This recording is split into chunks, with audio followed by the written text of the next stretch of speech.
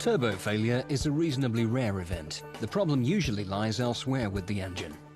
More than 95% of failures are caused by the three turbo killers of oil starvation, oil contamination, and foreign object damage.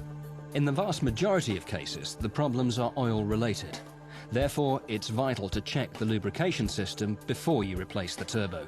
Oil starvation can be caused by insufficient lubricant reaching the turbo, usually because of blocked or leaking oil pipes, or lack of oil priming when the turbo was fitted. Oil contamination can be caused by not changing the oil and filter at the correct service interval, by fuel or water in the oil, or by using an incorrect lubricant. As a turbo operates at up to 240,000 RPM, at up to 950 degrees C, and to very fine tolerances, proper lubrication is critical.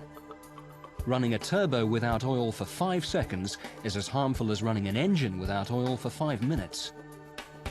The effects of foreign objects entering the turbo due to careless maintenance or because of leaks in the air intake system should be obvious. Even a very small foreign object can cause a considerable amount of damage to turbine or compressor blades.